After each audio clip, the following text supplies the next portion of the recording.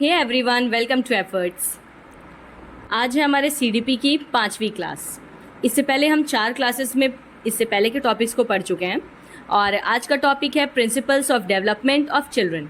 काफ़ी अच्छा है, प्यारा सा टॉपिक है, छोटा सा। तो चलिए हम इस टॉपिक को जल्दी से पढ़ लेते हैं। मैं आपको ईजीएस्ट वे में इसे समझाऊंगी और उससे पहले आप इसके बाकी के वीडियोज़ को भी चेकआउट कर लीजिएगा। मैं आपको प्लेलिस्ट की लिंक डिस्क्रिप्शन बॉक्स में दे रही हूँ। और अगर आप ऑलरेडी इन वीडियोस को देख चुके हैं तो चलिए इस वीडियो को स्टार्ट करते हैं बिना टाइम वेस्ट किए।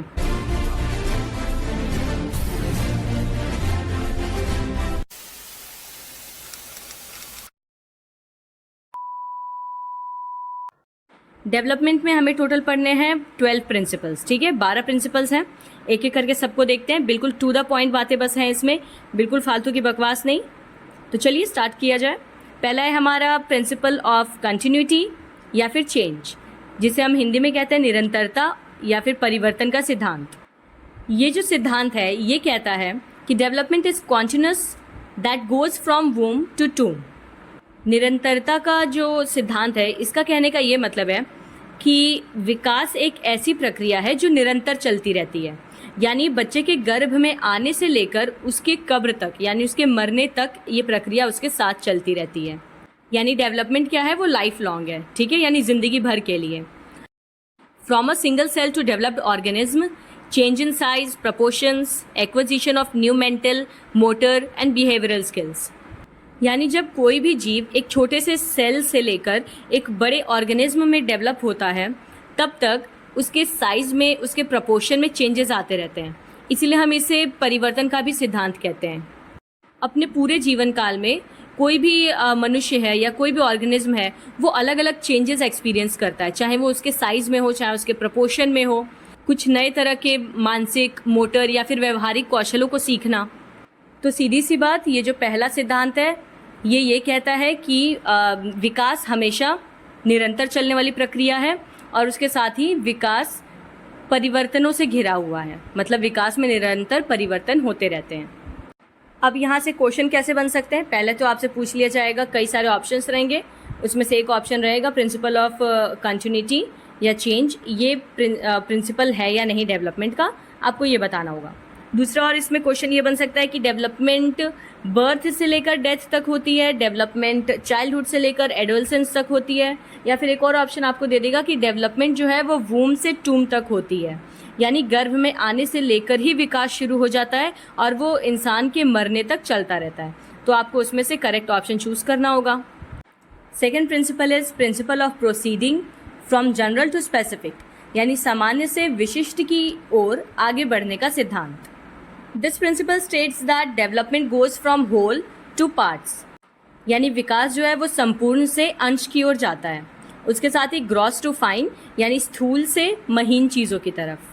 चलिए एग्जाम्पल से समझाती हूँ।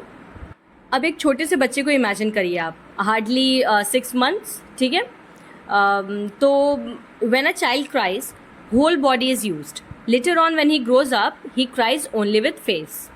कहने का मतलब ये है कि जब एक छोटा बच्चा रोता है तो आपने नोटिस किया होगा कि वो अपने पूरे शरीर का इस्तेमाल करता है। मतलब हाथ पैर पटकता है, चिल्लाता है ज़ोर ज़ोर से, पूरा आंख बंद करके, मुंह बड़ा सा खोल के चीखता है। मतलब आपने देखा होगा छोटे बच्चों को किस तरह से चिल्लाते हैं वो या रोते हैं। और वहीं दूसरी तरफ आप अगर किसी बड़े इंसान का रोना याद करिए या किसी बड़े बच्चे का, आप अपने टीनेज के दिनों को याद कर लीजिए, पहला ब्रेकअप आपका, तो कैसे आप लोग रूम में ऐसे कोने में बैठ के मुंह दबा के चुपके चुपके रोते हैं।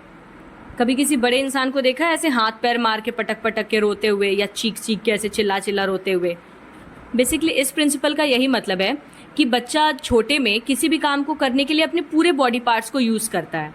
फिर धीरे धीरे वो जैसे जैसे बड़ा होता है वो किसी पर्टिकुलर काम के लिए बहुत ही कम ऑर्गन्स का यूज़ करना शुरू कर देता है। इसी को कहा जाता है होल टू पार्ट्स। और अगर हम ग्रॉस टू फाइन की बात करें तो सबसे पहले ग्रॉस और फाइन का मतलब समझिए। इन दोनों टर्म्स का मतलब मैंने आपको सीटेट के पुराने वीडियोस में बताया है। ग्रॉस मतलब जब बच्चा बड़ी मसल्स का इस्तेमाल करता है, फाइन मतलब जब वो छोटी मसल्स का यूज़ करता है। तो अगर आप देखें तो बच्चा पहले अपने हाथों को और पैरों को कंट्रोल करना सीखता है और बाद में धीरे धीरे वो अपनी उंगलियों पे कंट्रोल लाता है। ठीक है, तो हाथ और पैर ये बड़ी मसल्स हैं और उंगलियां क्या है, ये फाइन यानी छोटी मसल्स हैं। तो डेवलपमेंट हमेशा जनरल से स्पेसिफिक होती है, यानी कि होल से पार्ट या फिर ग्रॉस से fine. Our third principle is principle of individual differences, व्यक्तिगत विभिन्नता का सिद्धांत। ये सिद्धांत कहता है कि no two people are identical in any terms, यानी कोई भी दो लोग इस धरती पे सेम नहीं होते हैं। Heredity and environment are different which results in such differences. हर किसी की अनुवांशिकता यानी उसकी हेरिडिटी और उसका वातावरण ये सब अलग अलग होता है, जिसकी वजह से हर एक इंसान भी खुद में अलग होता है। कई बार होता है ना, पेरेंट्स कंपेयर करने लगते हैं कि अच्छा इनका बच्चा तो इतना ज़्यादा ब्रिलियंट है, स्मार्ट है, और हमारा बच्चा पढ़ने में ख़राब है। तो ये सब बेसिकली उसके हेरिडिटी और एनवायरनमेंट पे डिपेंड करता है। इस धरती पे कोई भी दो लोग अनटिल अनलेस वो आइडेंटिकल ट्विंस नहीं हैं तब तक वो सेम नहीं हो सकते। तो प्रिंसिपल ऑफ इंडिविजुअल डिफरेंस यही कहता है कि डेवलपमेंट सारे लोगों में अलग अलग दर से होता है, अलग अलग रेट से होता है, क्योंकि सभी लोग अलग हैं।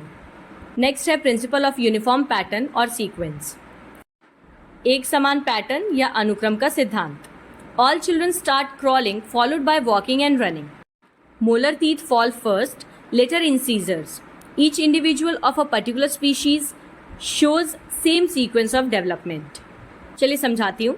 प्रिंसिपल ऑफ यूनिफॉर्म पैटर्न या सीक्वेंस ये कहता है कि सभी बच्चे किसी एक पर्टिकुलर स्पीशीज़ के जितने भी बच्चे हैं वो सब एक सेम पैटर्न शो करते हैं ग्रोथ का या डेवलपमेंट का।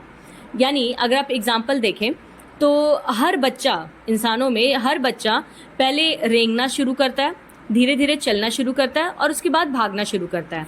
ऐसा थोड़ी ना होता है कि कोई बच्चा है जिसकी डेवलपमेंट अलग हो रही है तो वो तुरंत पैदा होते पहले भागना शुरू करेगा, फिर बाद में वो धीरे धीरे रेंगना या बैठना शुरू करेगा।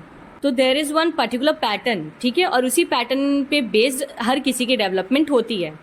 दूसरा एग्जाम्पल देखिए, जैसे कि बच्चों में जब दांत निकलना शुरू होते हैं तो आपने ध्यान दिया होगा कि सबसे पहले उनके आगे के 4 दांत निकलते हैं, है ना। मोलर टीथ पहले निकलते हैं और बाद में धीरे धीरे करते हुए इंसीजर्स और पीछे के टीथ जो है वो सब निकलते हैं। ऐसा तो नहीं होता किसी बच्चे में कि पहले उसके पीछे के दांत निकल गए और बाद में आगे का निकल रहा हो। तो दांत के भी उगने का एक पर्टिकुलर पैटर्न है। तो डेवलपमेंट हमेशा सीक्वेंशियल होती है और एक यूनिफॉर्म पैटर्न फॉलो होता है किसी भी पर्टिकुलर स्पीशीज़ के हर एक इंडिविजुअल में। देखिए यहाँ पे लास्ट लाइन मैंने लिखी है कि किसी विशेष प्रजाति का प्रत्येक व्यक्ति विकास का एक ही क्रम दिखाता है। प्रिंसिपल फिफ्थ है प्रिंसिपल ऑफ डायरेक्शन यानी दिशा का सिद्धांत। इसमें तो सबसे पहले आपको 2 टर्म्स समझनी पड़ेगी, सिफेलोकॉर्डल का क्या मतलब है और प्रॉक्सिमोडिस्टल का क्या मतलब है। जिन लोगों ने मेरी पुरानी वीडियोस देखी हैं सीटेट की उन्हें पता होगा, और जिन्होंने नहीं देखी हैं और जो देखना भी नहीं चाह रहे हैं उनको मैं बता देती हूँ, क्या ही कर सकते हैं। अब मैं थोड़ी ना आपका उंगली पकड़ के ज़बरदस्ती आपसे सब्सक्राइब का बटन दबवा दूँगी या फिर आपसे कहूँगी कि नहीं प्लेलिस्ट पे जाओ और प्लीज़ सारे वीडियोस को देखो। आप अपनी मर्ज़ी के मालिक हैं। मेरा काम है लिंक दे देना, मैंने दे दिया है, आप चाहें तो देख सकते हैं। हाँ प्लीज़ सब्सक्राइब कर दीजिए और बाकी के वीडियोस को भी जाके देख लीजिए प्लीज़। बहुत ही कम रीच आ रही है, मतलब व्यूज़ तो एकदम ही 100 तक नहीं पार हो रहे हैं। Please give me some motivation ना, ताकि मैं रेगुलर वीडियोस बनाती रहूँ आपके लिए। Okay fine, let's come back to the topic. Cephalocaudal का मतलब होता है कि development is from head to toe, यानी बच्चों में विकास सिर से लेकर पैर की तरफ जाता है।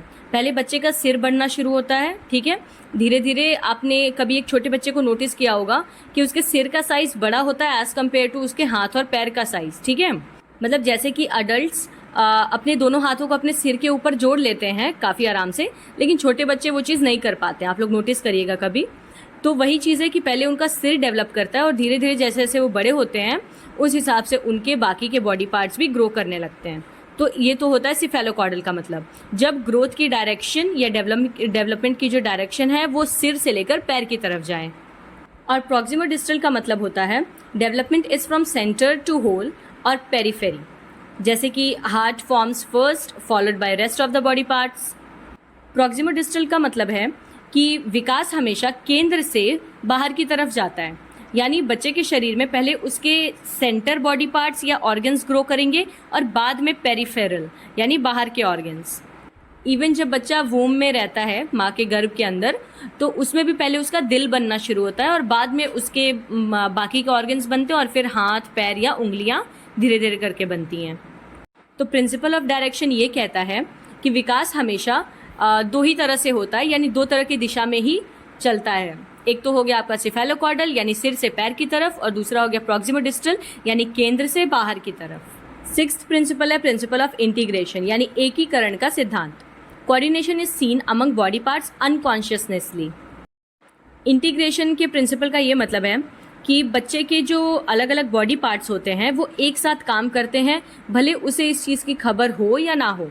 जैसे कि साइकिल चलाते समय आपने ध्यान दिया होगा कि बार बार आप इंटेंशनली अपने पैरों को पैडल नहीं करते, या फिर बार बार आप इंटेंशनली हाथों को पकड़ के नहीं रखते। आप देखते क्या है कि आपकी आंखें सामने की ओर काम कर रही हैं, आप इधर उधर सड़क पे देख भी रहे हैं, कान आपके पीछे हॉर्न की तरफ भी फोकस किए हुए हैं कि कहीं से कोई गाड़ी तो नहीं आ रही, आपके पैर अपने आप पैडल कर रहे होते हैं, आपके हाथों ने हैंडल पकड़ रहा होता है। तो ये आपके सारे बॉडी पार्ट्स इंटीग्रेट करके यानी एक साथ होकर काम कर रहे होते हैं। तो इसी को कहते हैं प्रिंसिपल ऑफ इंटीग्रेशन। यानी विकास इस तरह से होता है कि बच्चे के सारे बॉडी पार्ट्स आपस में इंटीग्रेटेड रहते हैं, कॉन्शियसली भी और अनकॉन्शियसली भी। सेवेंथ प्रिंसिपल है प्रिंसिपल ऑफ इंटर रिलेशन यानी अंतर संबंध का सिद्धांत। All types of growth and development that is physical, mental, social and emotional are all interrelated and interdependent. इस सिद्धांत का ये मतलब है कि सभी प्रकार की वृद्धि या विकास, हमने सीटेट के पुराने वीडियो में पढ़ा था कि डेवलपमेंट के 4 डोमेन्स होते हैं और वो सारे डोमेन्स आपस में कनेक्टेड होते हैं। यानी किसी बच्चे का फिजिकल ग्रोथ कैसा है, उसकी फिजिकल डेवलपमेंट कैसी है, इस पे पूरी तरह से निर्भर करता है कि उसकी मेंटल डेवलपमेंट किस तरह से होगी, या फिर उसका सोशल डेवलपमेंट कैसा होगा, या उसकी इमोशनल डेवलपमेंट कैसी होगी। यानी ये सारे के सारे डोमेन्स डेवलपमेंट के आपस में कनेक्टेड हैं। कोई भी एक डोमेन अगर अफेक्टेड हो रहा है तो इससे बाकी के डोमेन्स पे भी इफेक्ट पड़ेगा। एग्जाम्पल दिया गया यहाँ पे देखिए, a child having poor physical development can suffer with poor social development. अगर कोई बच्चा है जो शारीरिक रूप से सही नहीं है तो जाहिर सी बात है कि उसे समाज के साथ अपने रिश्ते बनाने में दिक्कत होगी, वो सोसाइटी के साथ अच्छी तरह से घुल मिल नहीं पाएगा। तो उस बच्चे की फिजिकल डेवलपमेंट खराब होने की वजह से उसकी सोशल डेवलपमेंट भी खराब हो जाएगी। नेक्स्ट प्रिंसिपल है principle of maturation and learning, परिपक्वता और सीखने का सिद्धांत। Maturation is the unfolding of characteristics with growing age due to environment. It is acquired by genes from parents. सबसे पहले तो जान लेते हैं कि मैच्योरेशन क्या है, हालांकि मैंने ये भी आपको पहले के वीडियोस में बताया है। तो मैच्योरेशन या परिपक्वता का मतलब होता है कि पर्यावरण के कारण बढ़ती उम्र के साथ विशेषताओं का प्रकट होना। ये माता पिता के जीन द्वारा ही मिलता है बच्चों को। सबसे ज़्यादा कन्फ्यूज़न तो लोगों को होती है ग्रोथ, मैच्योरेशन और डेवलपमेंट, इन तीनों टर्म्स में। मैंने इसके लिए भी एक स्पेसिफिक वीडियो बना रखा है, आप लोग ज़रूर देखिएगा, जेन्युइनली ज़रूर देखिएगा, इंपॉर्टेंट वीडियो है। तो मैच्योरेशन का मतलब क्या है, जब उम्र के साथ आपके अंदर की एक एक कैरेक्टरिस्टिक अनफोल्ड होती है या निकल कर आती है, जैसे कि प्यूबर्टी में आपको चेंजेस देखने को मिलते हैं। अब ये सिद्धांत कहता है कि लर्निंग डिपेंड्स ऑन मैच्योरेशन, यानी सीखना परिपक्वता पर निर्भर करता है। एग्जाम्पल अगर हम देखें तो पियाजे, वाइगोस्की और seated topics can not be taught to a small child. ठीक है, अगर आप देखें तो पियाजे, वाइगोस्की या फिर सीटेड के ये सब जो टॉपिक्स हैं, आप एक छोटे बच्चे को नहीं पढ़ा सकते। ये सारे टॉपिक्स समझने के लिए उसका मैच्योर होना ज़रूरी है। ठीक है, इस लेवल तक की मैच्योरेशन उसके अंदर आनी ज़रूरी है। तो यही ये प्रिंसिपल कहता है कि लर्निंग जो है वो मैच्योरेशन पे डिपेंड करती है। 9th है principle of product of heredity and environment. अभी फ़िलहाल के लिए तो बस इतना जान लीजिए कि डेवलपमेंट जो है वो हेरिडिटी और एनवायरनमेंट का प्रोडक्ट है, यानी उन दोनों को मल्टीप्लाई करने पे डेवलपमेंट बनता है। विकास आनुवांशिकता और पर्यावरण का गुणनफल है। और इस टॉपिक पे बहुत लंबी चौड़ी डिबेट है, जिसके लिए मैं एक अलग से वीडियो लेके आऊँगी। ठीक है, नेक्स्ट वीडियो हेरिडिटी और एनवायरनमेंट के ऊपर ही होगा, काफ़ी इंपॉर्टेंट टॉपिक है, सो प्लीज़ उसको देखना मत भूलिएगा। ठीक है, तो फिलहाल के लिए बस ये चीज़ याद रख लीजिए दिमाग में। नेक्स्ट प्रिंसिपल है प्रिंसिपल ऑफ टोटल डेवलपमेंट, यानी संपूर्ण विकास का सिद्धांत। Development is overall. ठीक है, डेवलपमेंट कॉम्प्रिहेंसिव है, टोटल है, यानी पूरी तरह से होती है। आपके मानसिक विकास से लेकर शारीरिक विकास तक, आपके सामाजिक विकास तक, हर एक चीज़ का विकास डेवलपमेंट के अंदर ही आता है। तो ये प्रिंसिपल टोटलिटी को दर्शाता है। और 11th principle is principle of spiral versus linear development. पहले तो आप लोग स्पाइरल का मतलब समझिएगा। ठीक है, ऐसे गोल गोल वायर, आपने स्प्रिंग देखा होगा, तो स्प्रिंग कैसे राउंड राउंड लपेटा हुआ होता है ना, उसको स्पाइरल कहते हैं। और लीनियर मतलब सीधा।